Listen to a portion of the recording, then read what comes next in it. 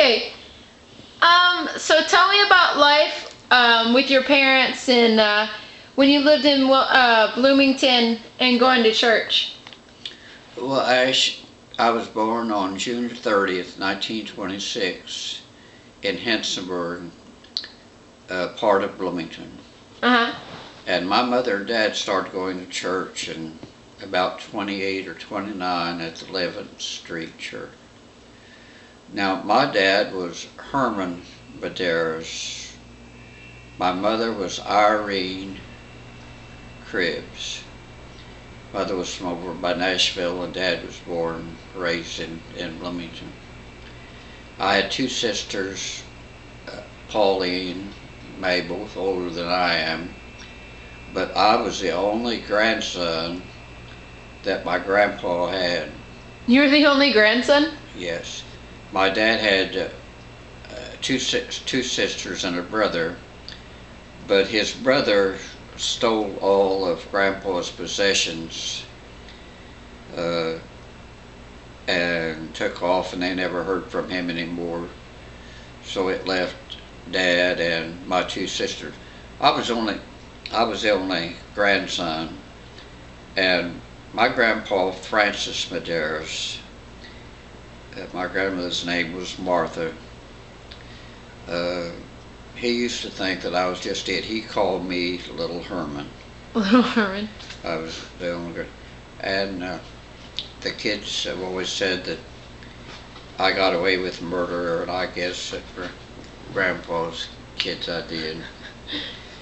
But after about 1930 or 31, we moved out of Hensonburg out in the country toward Ellisville, and then that's where I grew up until we were 12 years old, and we moved to Columbus. But during that time out at Ellisville, I can remember so much. I had good neighbor boys to play with and such, and the good things that happened then in early life have always outnumbered those bad things that we had. During that time I had a dog named Spot, a cat named Mary, and then it was Mother and Dad, my two sisters, and we only had 4 small rooms, so I usually slept in the living room. Oh. My job was to bring in the cows. We had 3 cows, and now if we waited until milking time in the evening, they would be up at the fence. But if we had to go get them early in order to milk and get to church on time, yeah, I would have to go back in the field, back by the creek, which is quite a ways. It's over the bank and back. And that's also where we carried our water from for my mother to do our washing. Mother would give us, each one of us, 2 1-gallon buckets, and we would carry water from the spring back to the house to do the washing with. But when Dad would send me to get the cows, we had a little Jersey cow that I used to, when we got her when she wasn't very old, and then she was like a playmate to me, almost like a dog was. And I'd get on her back and ride her, but that was a no-no when I went to get the cows, not to ride the cows in from the pasture. But I did. I could imagine you doing that.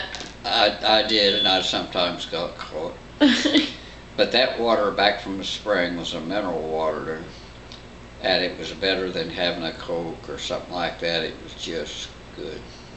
Good water. But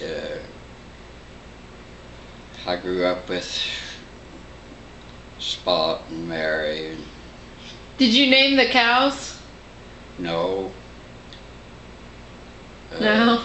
I don't know know who named Bess, but she was my favorite as I got older.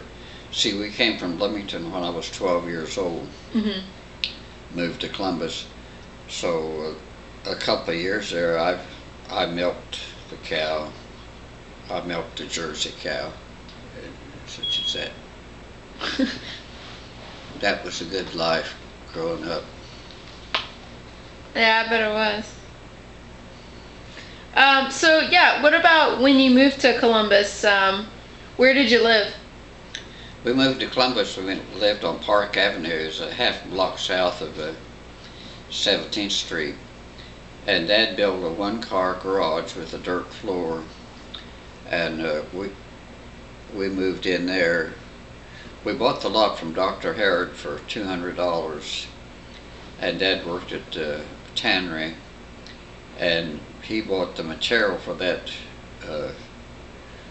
garage on time. And then when we got the garage built and moved in, well, then he started buying material for the house. But it was a one-car garage. Mother had a kerosene lamp. We cooked with kerosene, and we had their mother and dad's big bed, and then a lot of times the three of us, we slept in another bed. I slept at the foot, and then they slept at the head, or we later got a little, like an army cot, and I slept on the army cot. Oh wow, I didn't know that. But then Dad built a house, a nice, it's a little two-story house. It's still there, and that's where I started going to school.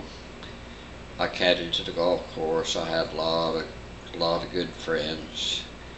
I always walked to school or rode my bicycle, and I think I've told you a lot about the good times, the things that I've done when I was caddying.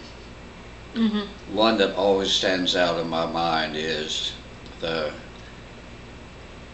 we were coming home from school one day, and the president of Arvin Industries, Glenn Thompson, his boy was named Tommy Thompson.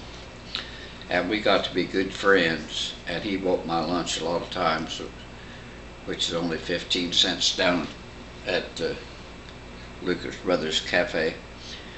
But one day we were coming home, and we came by Arvin's and over by now called Costco. Back then it was Hamilton Manufacturing Company. Hamilton Manufacturing Company made matchbox holders for walls, dustpans, fans, several little items like that. But this boxcar was sitting beside the Hamilton Manufacturing Company, and the boxcar was sitting on a little grate. But Tommy and I came along, and we took notion to get on top of the boxcar. So we got up there, and we didn't know what this round wheel was. Nobody ever told us. We never been around. So we started horsing with that, and we pulled on it. That was the brake on the boxcar. And we pulled on it, and the boxcar kind of wiggled and began to move.